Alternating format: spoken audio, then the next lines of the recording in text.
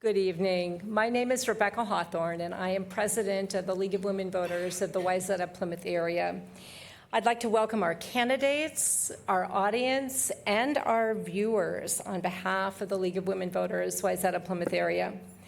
The League of Women Voters is a 104-year-old volunteer, nonpartisan organization that encourages the informed and active participation of citizens in government, works to increase understanding of major public policy issues, and influences public policy through education and advocacy.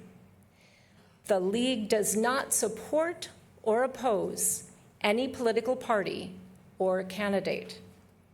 The views expressed in this forum this evening are those of the candidates, not those of the League of Women Voters. It is our purpose in sponsoring forums such as this to provide you with an opportunity to hear candidates discuss face-to-face the issues that are important to you. This is a nonpartisan forum. We ask that campaign buttons and T-shirts not be worn, nor signs nor literature distributed in this room. Please silence your electronic devices at this time. And now I'd like to call on Judy Johnson of the Wayzata Chamber of Commerce and our partner in this forum. Good evening, everyone, and welcome. My name is Judy Johnson, and I serve as the Director of Membership Services at the Greater Wayzata Area Chamber of Commerce. On behalf of the Chamber and Becky Pearson, our President, who could not be here this evening, we want to thank the Wayzata-Plymouth Area League of Women Voters for their leadership and partnership in putting on this important mayoral forum. I've always believed that good government starts in our own backyards, and to that end, the Chamber appreciates its important relationship with the City of Wayzata over many, many years. Our membership represents over 400 businesses and organizations in the West Metro, with about half located in the City of Wayzata. Our mission is to be a positive force in communities, connecting, promoting, and supporting our members. And our vision is to be a place where businesses and community thrive together. Tonight, we will have an opportunity to hear from the candidates who wish to lead this fair city forward as our next mayor. It should come as no surprise that the business leaders in Wayzata, along with the wonderful residents of Wayzata, care deeply about your thoughts and plans to keep this community strong, welcoming, and vibrant for decades to come. The Chamber appreciates each of the candidates' past public service and your many years of leadership in this community.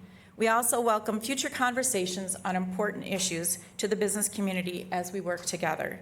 Again, the Chamber extends our appreciation to the League of Women Voters for all of your dedicated work to encourage an active and informed participation of citizens at all levels of governments. So thank you, everyone, for being with us here tonight.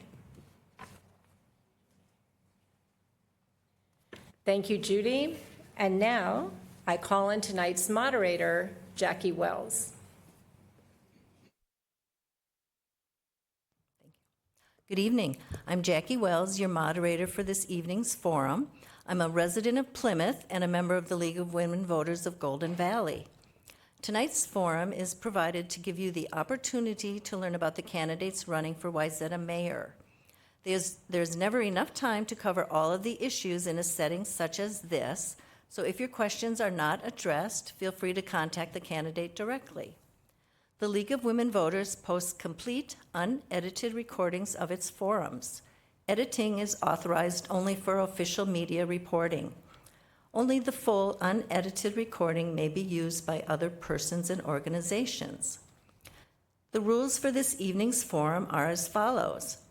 Candidates will be allowed an opening statement with a maximum of 1 minute to state their experiences, platform, and objectives. A question and answer period will follow the opening statements. The answers will be confined to 1 minute unless designated by me. Opening statements will be given in alphabetical order, and questions will be answered in a rotating order after that. A 15-second warning will be given to the candidates. The candidates will also be given a 2-minute closing statement. Candidates, please finish your question quickly when you see the stop sign, or you will be interrupted. No references of a personal nature will be tolerated. A person's public record may be examined, but not their character. This forum is made available to encourage the voting public to focus on the issues and not on personalities. We ask that there be no demonstrations in support or opposition to the candidates or their positions, and that candidates be allowed their full time to get their points across. The public has been encouraged to submit questions online in advance of this forum. For those in the audience, if you have a question, write it on a note card available from our volunteers and raise your hand to have it picked up. Audience questions will be taken for the first 30 minutes of the forum. The timekeeper will alert me when 30 minutes have elapsed. Questions that are unclear, hostile, or of a personal nature will not be used. Those that fall in the same general area may be consolidated. So the candidates running for mayor of Wayzata are Jeff Buchanan, Andy Mullin, and Barry Petit. So now we will begin with our 1-minute introductory remarks, starting with Jeff Buchanan.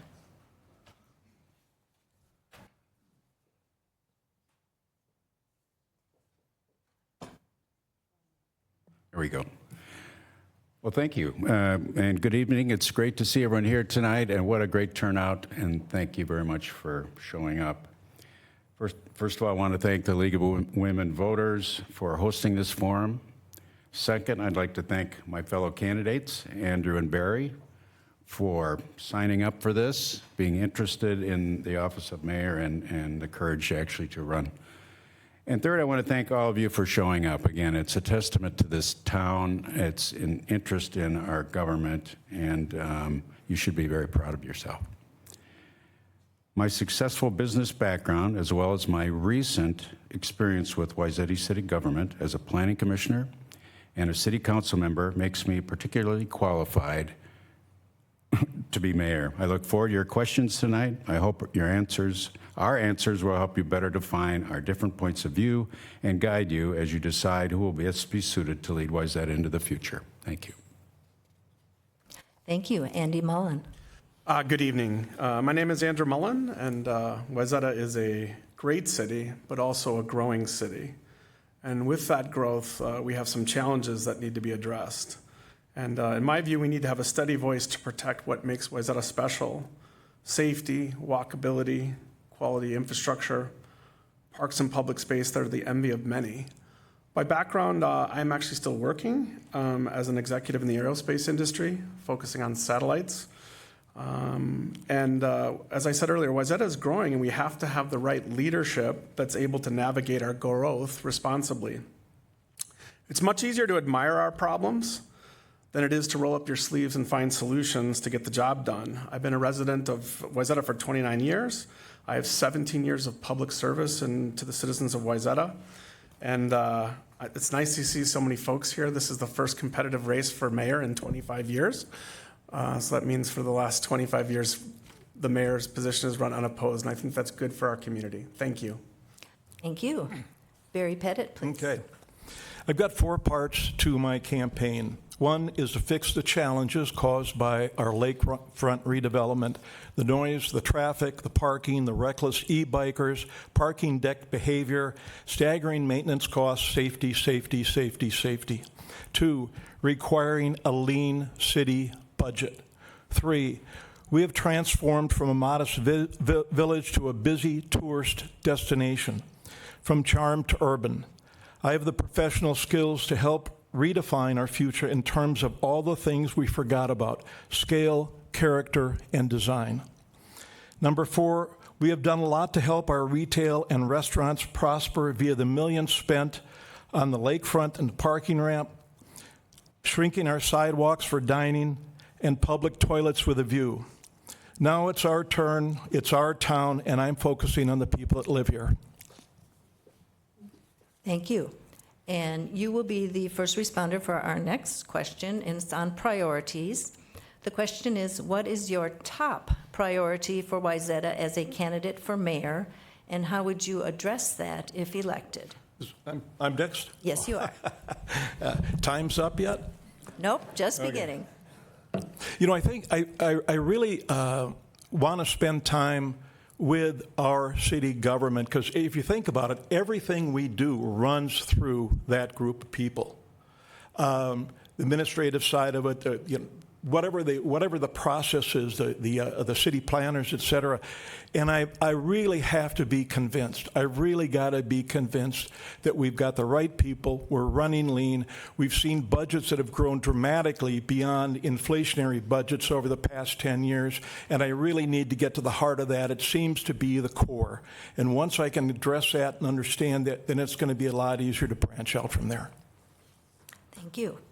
Andrew Mullin, please. In my view, what I've heard from residents most often is fiscal responsibility and accountability. So focusing on our needs and not wants. Our city budget has ballooned in the last 4.5 years by 40%, and we just approved, the council and mayor just approved another 8.76% increase.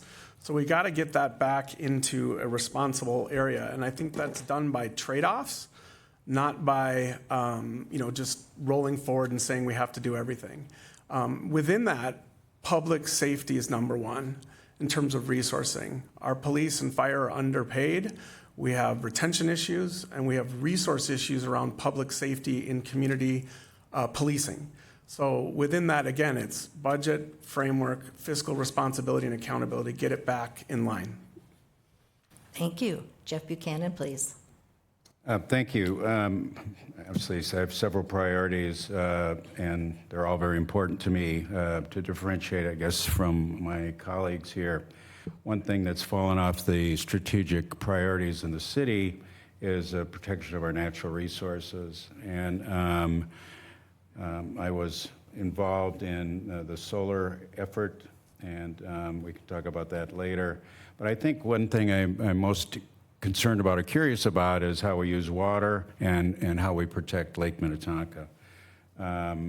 So I guess natural resources as a point of differentiation from my colleagues is what I would focus on.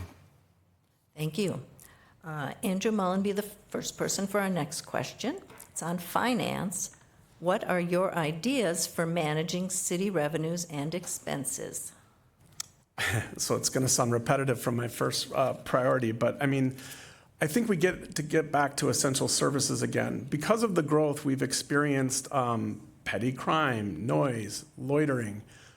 These are things that need to be addressed, and we need to invest further into police to be able to do that. And so how do you get at fiscal accountability? First of all, I wouldn't support raising the operating budget by more than 3 or 4% each year.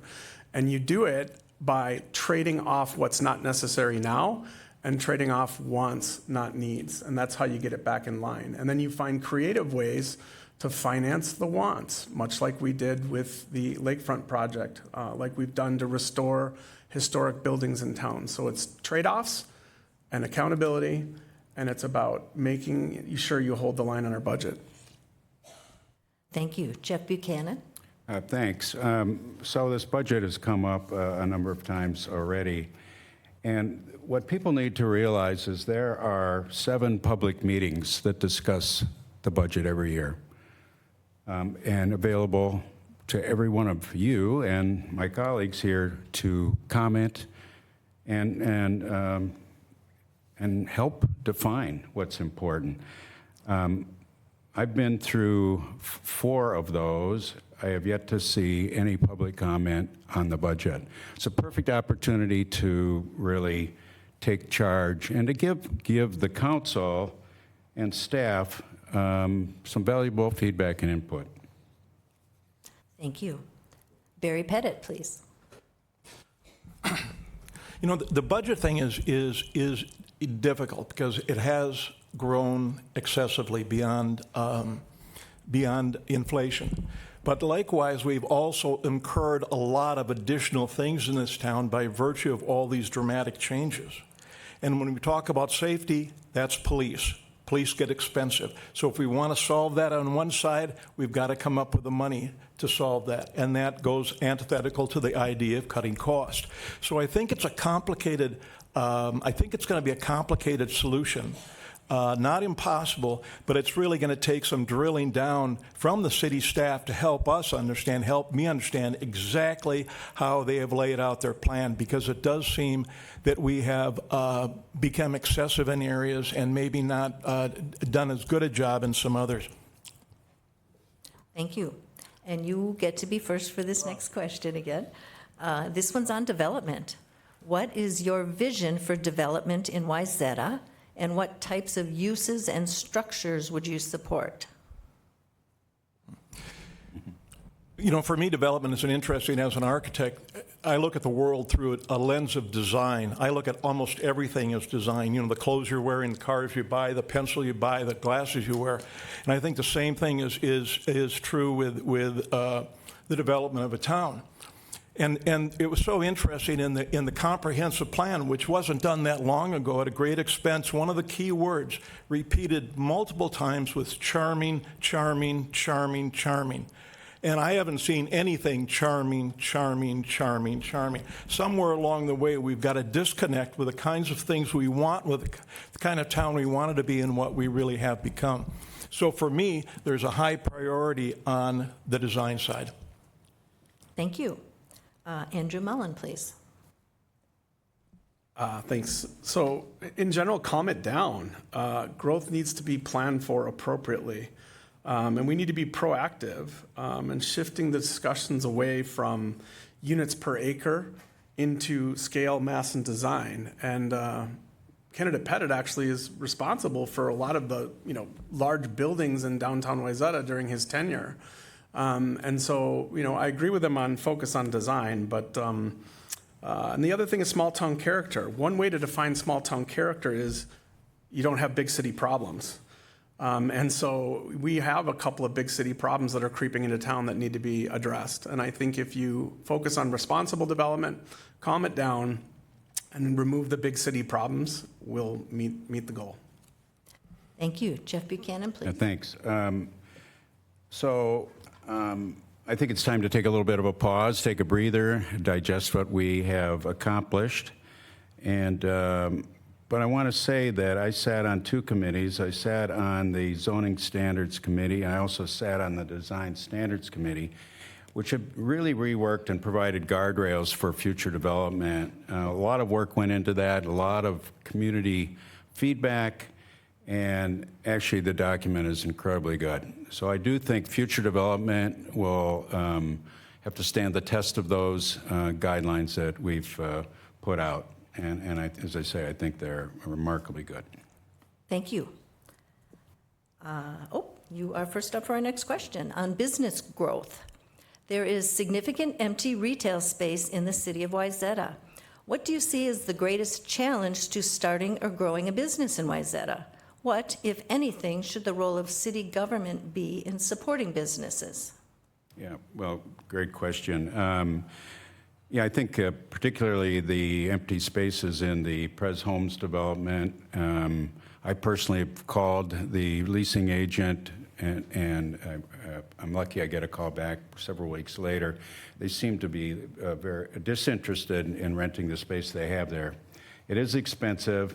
I guess the time would be to actually have the mayor talk to the management and the Pres Homes senior leaders and try to work out, well, how do we get things accomplished there? Because Mid-America clearly is getting in the way of the ability for those spaces to be leased.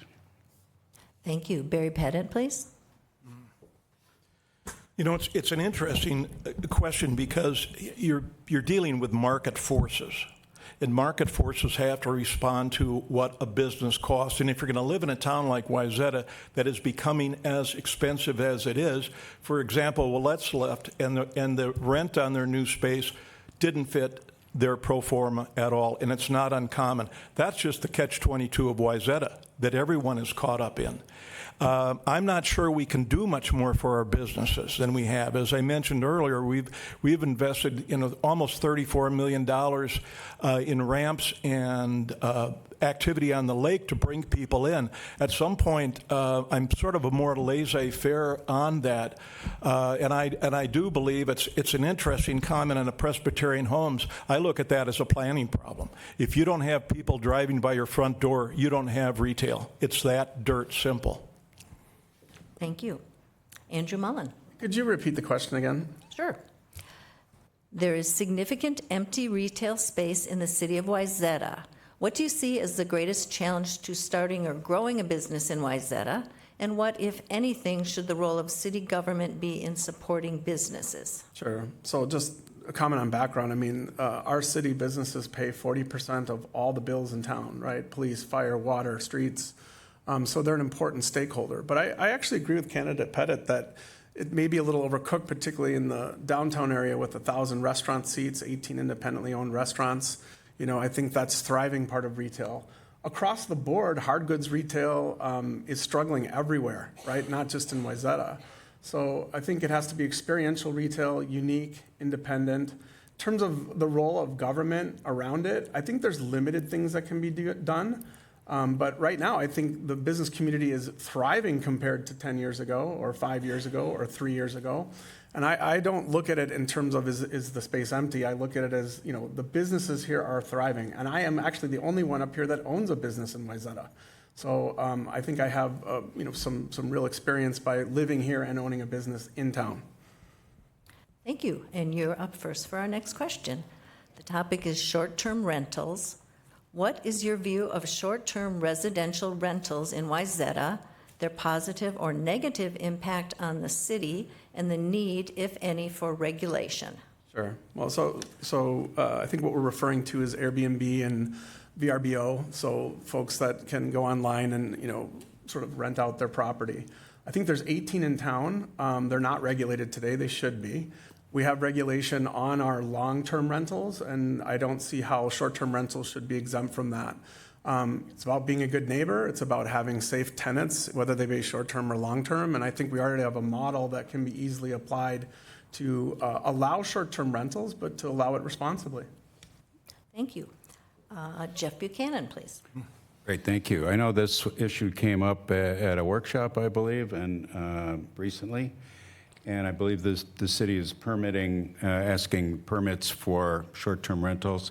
And I believe Council Member Sorensen had a great idea in limiting short-term rentals. The owner must be in the residence at least 6 months during the year in order for them to be able to rent their space out. I like the idea. I think having some restrictions is important, but I know the city is working on that as we speak. Thank you. Barry Petit, please. It seems that the town, one of the things that's always fascinated me is the term unintended consequences. And it seems we've got so many things that we're trying to put together, so many hiccups right now through a lot of the growth that's happened in town. I'm just not a favor of adding one more into the equation right now. It may be fine for another time, but it just seems to me there are too many moving parts to these kind of ideas, and they're too easily, I think, it's too easy for other problems to come up, and I just keep thinking to myself, don't need to do that right now. It's too easy to do anytime you want. Just don't need to do it right now. Thank you. And you get to start on our next question with the topic of public safety. What matters of public safety, if any, do you believe require change in city policy, ordinance, or funding, such as police recruitment and retention, or pedestrian safety measures, etc.? Yeah. Well, what's interesting, because virtually every morning I would sit with a couple guys and have coffee on Lake Street. And it really, I will admit, some of these guys that can do the wheelies on their electric bikes are pretty fascinating. but we're seeing more and more of that kind of activity. And you talk to people that have almost been hit by these folks, and it's again, the idea is you start bringing more people and you get these unintended consequences. So that's, as Lake Street specifically just needs more police surveillance, and not surveillance, but consequences. Because nothing matters if there are no consequences. And so I think that's where I'd put the energy for right now. And if it requires more police, unfortunately it's more money, but that's one of the early investigations with the city staff, trying to understand how we reconfigure the budget to make sure that we're safe. Thank you. Andrew Mullin, please. Yeah, so public safety is very important, and ensuring that our first responders, our fire and police have the tools to do the job. We need to keep them independent. We need to keep local control and not be a shared service to another community. And for me, the missing part of this for safety is what I would call community policing. So it's not the 18 now that we'll have next year of police and cars with guns. It's actually feet on the street, not with a gun, enforcing noise, loitering, traffic, parking. That's what is causing, this introduction of big city problems. And in order to do that, we need to have competitive pay. We just lost a CSO to a $6 more in another city. We're paying our firefighters to start $14 an hour. And so we have retention issues. So we need to resource them appropriately to retain what we've got. And we need to invest more in community policing, which is in addition to the 18 cops on the street. Thank you. Jeff Buchanan, please. Yeah, well, this is an easy one because we have invested. My last time on council, we authorized 2 new police officers. It takes 18 months to get them. So we are investing in our protection. The one thing I would also say is I think it's important when it comes to fire. By the way, they've recruited 8 more firefighters, so now we're going to be at 29, which is 1 short of what is ideal, and that's a terrific work. But I would say that what I would like to do is invest in a full-time fire chief, and that's actually the recommendation from the current one. So I think that would be important. Thank you. And you are first for our next question on the topic of cannabis. Under current law, cannabis production facilities and dispensaries are legal in Minnesota. The City of Wayzata is currently evaluating 4 separate scenarios developed by Point7 Consulting for a municipal dispensary plan for cannabis. What are your thoughts regarding a municipal dispensary for cannabis in Wayzata? Oh, interesting question, and certainly one that I'm sure people have an opinion on. At first, when I heard about municipal, I didn't think it was such a great idea, but in talking to staff, and I feel like it could be a revenue source. The city cannot refuse people license. It's against the state law. So it seems best that we control that aspect, and also is a revenue source which will help keep our property taxes in line. Thank you. Barry Petit, please. Again, it goes back to the same thing of all the things that I think we need to work on. This is another one of those classic unintended consequences, and we're getting in over our head on this, and we can do it anytime we want. We don't have to immediately get into this. I need to settle things down in this town and resolve so many of these current active problems. The idea of going into the cannabis thing, I think, again, is going to cause more hiccups. I think it's going to be more struggle for the police, and then somebody says, hey, now we need more police. I think we're going the wrong direction. And again, we can get into that business any time we want. It doesn't have to be now. Thank you. Andrew Mullin, please. Yeah, this is a tricky one, because marijuana is now legal across the state, but I'm a skeptic for the city getting into selling and distributing marijuana. We can't prevent someone from opening a store here, but why not get into the business? It'll cost a couple $1 million to build a facility to be able to do it or to find rent. That couple $1 million of capital, I think, could be put to better use. To Barry's point, if we so choose to do it later, we can.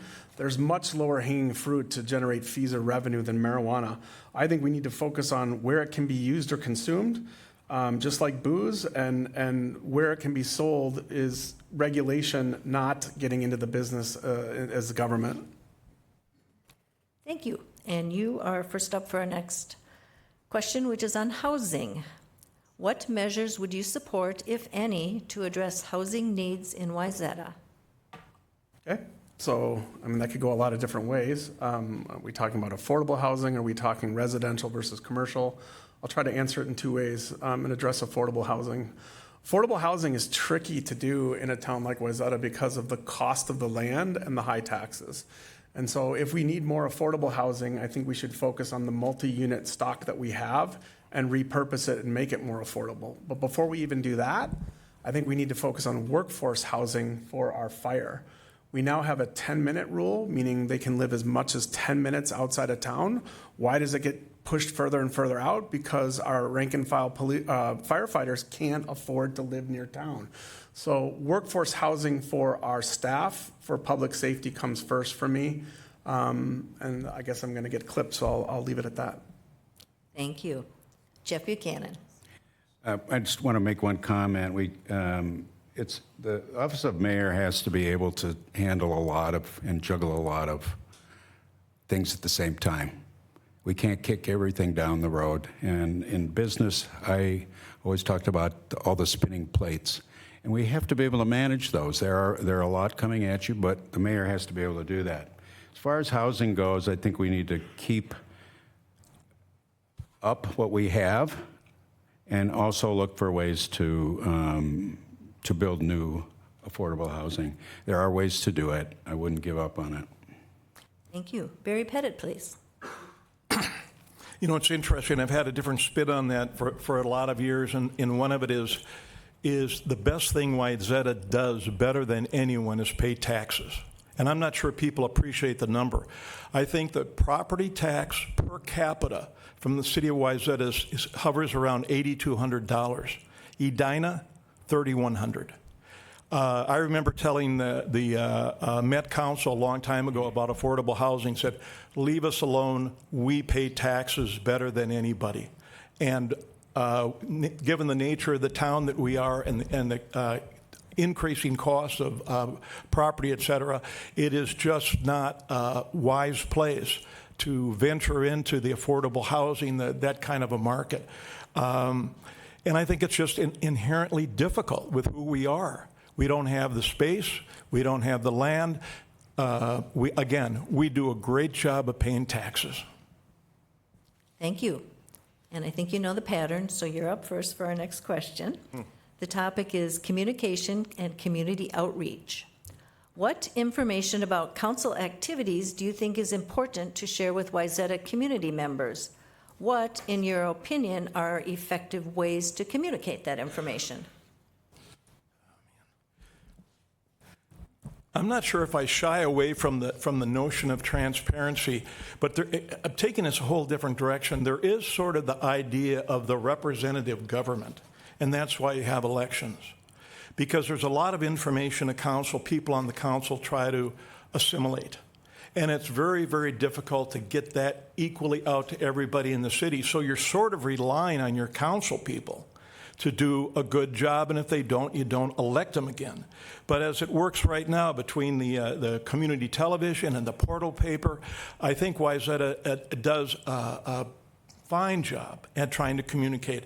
And people, and I think as it was said earlier, is people have to go seek out stuff. You know, I don't think we're going to come up with a system that knocks on your door and says, you make sure you understand everything that's going on. It's a two-way street in this responsibility of communication. Thank you. Andrew Mullin. Yeah, so I think Wayzata has become very effective about communicating decisions after they've been made. Where we need to improve is engage citizens before the decisions are made. And I have a commitment to be more open and out there to engage the community before decisions are made. I think the second suggestion that I would have to our governance structure is our boards, commissions, advisory groups are well-intentioned, but I don't think we're clear enough on the charter of what advice they need to bring to the council. And I'd flip the order. Right now, we have a staff liaison representing these groups. I would flip it to make a citizen representing the groups to engage the council with support from staff. A little bit the tails wagging the dog here a little bit. You know, community first, staff implements what community wants. Thank you. Thank you. Jeff Buchanan. Yeah, thanks. Transparency is really important to me. I spent a lot of time thinking about this, and you know, there's a lot available on the website, but it's not so easy to find. So I would make that easier. But one thing I would do is have a mayor's report, a regular mayor's report that would link to parts. First of all, report on what's going on of importance to the community and link to those spots on the website so people can easily find. The information is there, but it's not so easy to find. I'd make it easier. Thank you. And just to let the audience know, 30 minutes has passed, ending the time for us accepting new questions. And we will carry on. And the first person to respond is Andrew Mullin. The topic is working with others. Please give examples of how you have been able to work productively with those who do not share your views. Sure. The role of mayor really is mostly ceremonial. They have the same equal powers to other council people, and it takes 3 people or sometimes 4 to get anything done. So 1, you have to start with building consensus with at least 3 and sometimes 4 of your colleagues up here. Second is engaging boards and commissions in a responsible way, and I've already articulated what I think needs to change there. But bring those commissions forward in more of a charter of advisory and less about just sort of reporting out what staff says. And so in terms of accomplishments, probably the proudest accomplishment when I served on council was breaking a 30-year impasse of streets and water in Holdridge. And boy, did that take working together with the community, with council, with the lawyers, with, you know, assessing, you know, and that issue had been kicked down the road for 30 years. I actually built a consensus in the community to actually move that forward for the first time in our community. So that's a track record of getting it done. Thank you. Jeff Buchanan. Great, thank you. Throughout my career, I built relationships. It was the key to my success. And the hallmark of building a relationship is listening to people. And you listen, and I always tell my team, my staff, is you have 2 of these and 1 of these. There's a reason. Listen to people, and you will learn an awful lot. So I think that's how you build relationships. That's how you can get over any conflict or the divide that might exist between people. Thank you. Barry Petit. I've always been fascinated by the aspect of asking questions. And it's amazing because if it's done well, you're coming from a point of view of not a point of view, but trying to seek what the other person or what the other group is saying. And it's fascinating how you keep asking the questions and drilling, and sometimes ideas get much more solid, and sometimes they start to dissolve. But it's always been the way that I've addressed all the work that I've done, is I need to get questions, because sometimes when you drill down, ideas get better, or sometimes they dissolve. But it seems to be, at least for my formula, it's worked pretty well. Thank you. And you get to be first for this next question. This pattern yet. I know. Random numbers are kind of funky. As mayor, how can the city and the chamber strengthen their working relationship even more throughout the year to benefit the local economy? First of all, I think the chamber does a great job. They've got a couple great events that have been going on for years now. And so one assumes that always is institutionalized, brings in lots of people into town. So in terms of an introduction to the city, whether it's Chili Open or the James J. Hill Days, those are pretty tough to beat. I know the chamber would like to see the fees lowered that the city charges them for their events, and they get to be pretty pricey. It's a group that I've known them for a long time, and I think they do a nice job. I think it would probably have to be an issue of reversing it and coming to the city and said, what do you need from us? And I think that would be an interesting a line of questioning to find out where there may be some frustrations or where we can build on some better ideas. But I think, all in all, I'm pretty proud of the work that they do. Thank you. Andrew Mullin, please. I mean, I think generally the relationship with the chamber is fairly strong. I think they are heavy on more events than they are maybe advocating for specific local business issues. But I can bring a perfect example of how we could strengthen it and how we could engage our business community better. The current administration went to lobby at the Capitol to push a sales tax on restaurants and businesses without really consulting them and consulting the chamber. And to me, that's just sort of a perfect way that, before we're going to take action on something as big as that, consult the business community and don't surprise them by a lobbyist at the Capitol. Thank you. And Jeff Buchanan. So I've been a businessman for many years, 30 years plus. I'm a member of the chamber. I think regular conversations with the chamber leadership and asking what obstacles do they face and how can we help in alleviating them would make sense. But again, relationship and having a good conversation. Thank you. And you will be first with our next question. We're going to jump back to development. What lessons would you draw as Wayzata Mayor from the ongoing Panoway Lakewalk and Community Docks project that might guide future development decision-making? Well, it's a big project. And I think throughout the project, the city learned that they needed help in managing the construction. I think at phase one, they learned that they needed experts on the ground. I think that worked out well. I think, again, that was a lot to digest, a lot to swallow. I think we have to be careful as we embark on projects of that size again. Thank you. Barry Petit. Development. It's interesting with that specific project, there's sort of two parts to it. One is the concept, the idea, and the other is the execution. And those great projects bring them both together. And I think the hiccup that I see with the Lakewalk, et cetera, all the Lake Street design is the detail. I think it's very marginal. I would not give it a great grade in the detail. Again, the concept I get, but when I look at the way that it works, when I look at the results that seemed folks didn't think through clearly, that's what I struggle with, because everything is about the detail. How we wind up with the toilet seems to be a big detail, but we did. So that's what I would argue is that concept versus execution. Thank you. And Andrew Mullin.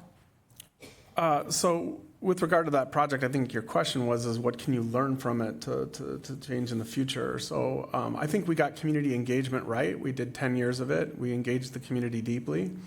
I actually share a little bit of what candidate Petit said.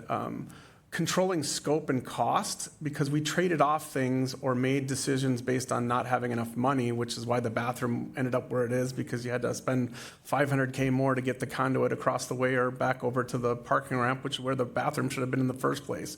So we need to get tighter on construction management, on managing scope, and then not trading off things that disappoint residents.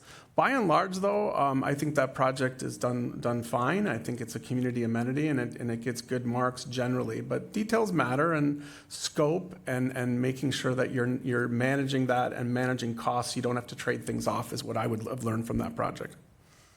Thank you. Excuse me. And you'll be first for our next question. If a constituent comes to you requesting a change in city code, how would you go about making a decision on that matter?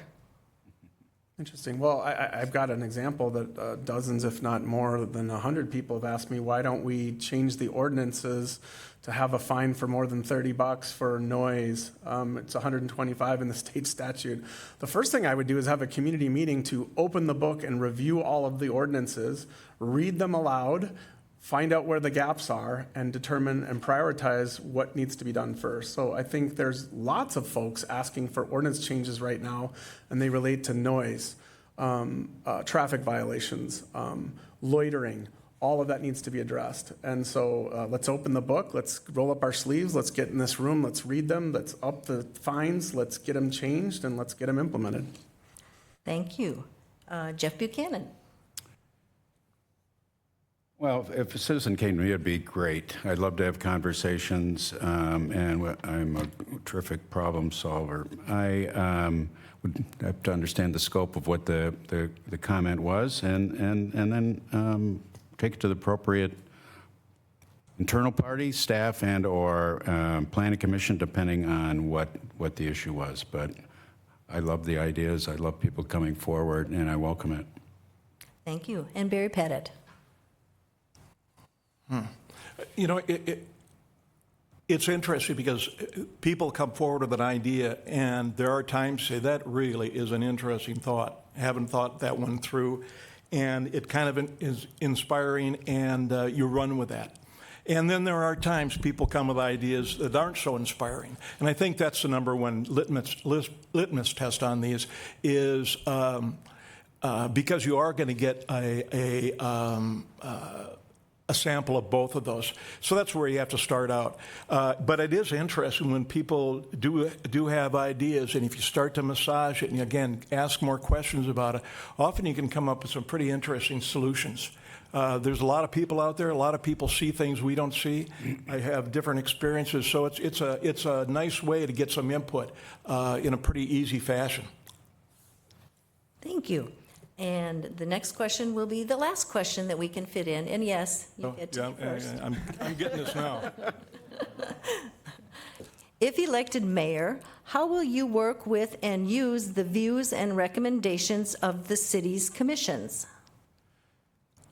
You're saying all the committees, the planning commission? However Anybody? you choose to consider the question. Okay. Commissions. You know, it's actually fascinates me the number of groups that we do have in the city. And there is inherently, when you put together a commission or a committee, they seem to move up the food chain.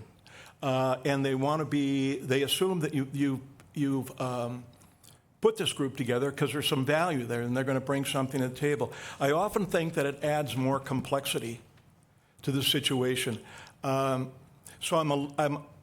One of the reviews I would like to go through is what do we do with these other groups beyond the traditional planning commission and the city council to make sure we're lean there, because remember, commissions, committees cost money. Some staff person has to be involved in them, they got communications, et cetera, et cetera, et cetera.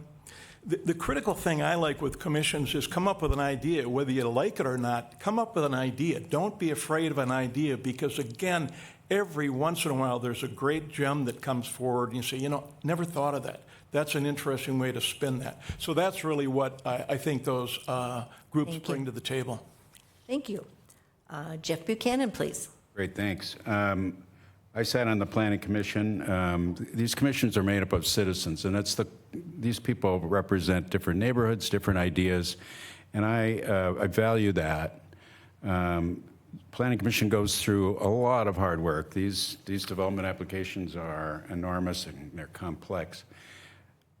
We lean on, as a council, we lean on the commissions for information, giving us good advice and insight. These are the citizens. They don't cost any money. These are volunteers. And I would work very closely with them. I think they're terrific. And again, I've sat on at least 3. And it's great work they do. Thank you. Andrew Mullin, please. Thanks. I think I addressed this in one of my earlier comments, but I'll just restate. I mean, I think these boards and commissions are extremely valuable. Going back to my comment about getting input before decisions are made, that's the best proxy. People serving on those commissions, I've served on many of them, are actually citizens. And so, again, I would focus on giving them a tighter charter of what the council seeks input on and what they could help us guide on making decisions, inform on decisions. And second, to reiterate what I said before, each of these little commissions has a staff liaison, becomes the interface to the council. I'd flip that. I would lift up a citizen to be the liaison and to communicate and engage with the council. And I think with all of that input, we'll get to better decisions.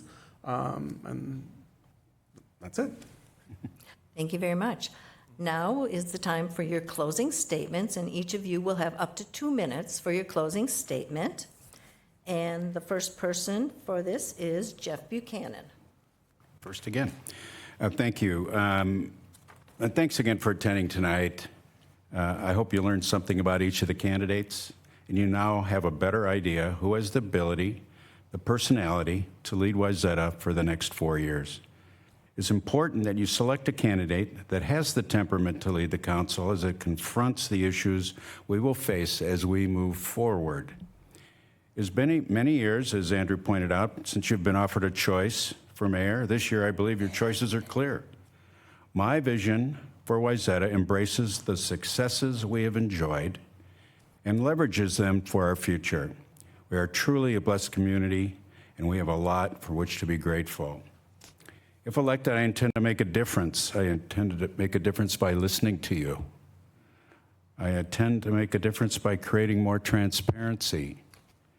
I will make a difference by protecting our natural resources, and I will make a difference by continuing to invest in your security. I'm an optimistic person, and I believe in us and what lies ahead. Please vote for me on November 5th. I will not disappoint you.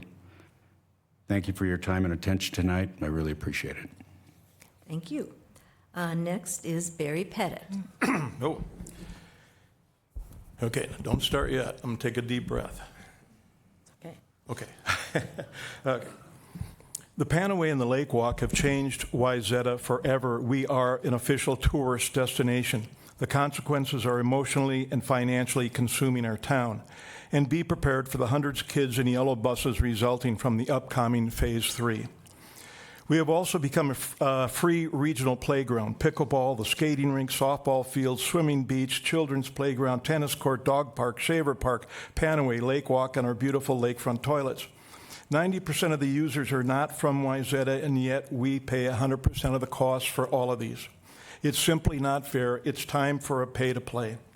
It was interesting, the Excelsior city manager told me 110 parking meters in Excelsior yielded $500,000 a year in revenue. I'm very frustrated that our town has become a random potpourri of designs. We need to develop a Wayzata character. While many believe it's too late, I see several redevelopment projects in our future: Walgreens, the Village Shops, Colonial Square, the series of buildings east of Cove, East Wayzata Boulevard, the Crispin Green building. Basically, every one-story building in this town is a strong candidate for redevelopment. I'm excited to lead the aesthetic revisioning of our town. It's long overdue. The past cannot be prologue. Our population is not growing, and our roads, sewer, and waters remain constant, and yet 8 city employees were added in the last 3 years with another eminent hire. This is puzzling and may be completely justified, but for the sake of you taxpayers, I need to be convinced. Essentially, we need to fix a long list of nagging hiccups caused by our new popularity, and we will urgently deal with each one, with no new commissions, no new committees, and no new consultants. Your city council has 4 talented people, and together we will fix, stabilize, and reinvent Wayzata. Thank you. Thank you. And Andrew Mullin, please. Okay, we're almost done. So thanks for coming tonight. Your engagement and willingness to be here and online is great for our community. And you've heard a number of different ideas and contrasting visions here for Wayzata. In my view, most residents want the same thing, whether you live on the lake or in the central district or on the north side of 394, where 20% of our electorate live, in Margaret Circle, Harmony Circle, Hollybrook. They want fiscal responsibility, safety, real solutions to our traffic and congestion, citizen input before decisions. So we need a leader who's going to address those issues with proposing and implementing solutions and a candid attitude without raising your taxes every year or compromising the quality of life for those who have come to love Wayzata. That's what I've done my entire career in business and in the public sector. So the issues, again, I'm hearing are fiscal responsibility, public safety, alleviating congestion, putting the public back in public service, not allowing the budget to balloon in 4 years by 40%. I do believe that visitors do need to pay a share of where Wayzata is, and I would support a referendum for a sales tax. I would support charging for parking at least 3 times a year, but I'd have an exemption for all residents. They don't need to be charged for parking. Another thing that I think is important for constituents to consider as you make this choice is your mayor should live here full-time and not winter in another state. And you should have access to your leaders at all time of the year. And as I said in my opening statement, I'm the candidate that will roll up his sleeves and be a trusted independent voice for Wayzata to address our challenges, to listen to our residents. And the people of Wayzata deserve that. I'm Andrew Mullin. I'm asking for your vote, whether it be tomorrow, early voting starts tomorrow, or all the way to November 5th. And thank you for being here tonight. We appreciate it. We all do. Thank you. This concludes the Wayzata Mayor Candidate Forum. We close with several thank yous. First, on behalf of the League of Women Voters, please join me in thanking the candidates for being part of the democratic process by running for office and being willing to serve the community.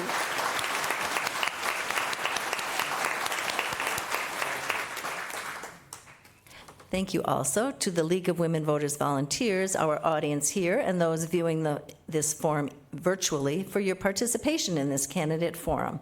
Thank you to the Wayzata City staff for supporting this event and for broadcasting live streaming, and recording tonight's forum. On-demand viewing can be accessed at lwvwpa.org. For additional election information, we encourage you to visit vote411.org, the League of Women Voters award-winning one-stop shop where voters can register to vote, find their polling place, view candidate forum recordings, and learn how candidates stand on the issues. Please remember to vote in the November 5th election by absentee ballot or in person. On the November ballot, Minnesota voters will be asked to reauthorize or end a constitutional amendment allocating 40% of state lottery proceeds to the Environment and Natural Resources Trust Fund. More than 50% of voters must vote yes to approve constitutional protection of the system. Leaving the question blank counts as a no vote. Please be sure to look for the amendment on your ballot and vote. Early voting begins tomorrow here at Wayzata City Hall, September 20. Your vote is your voice. League of Women Voters welcomes new members, both women and men, and again, visit lwvwpa.org. Thank you so much, and good night, everybody.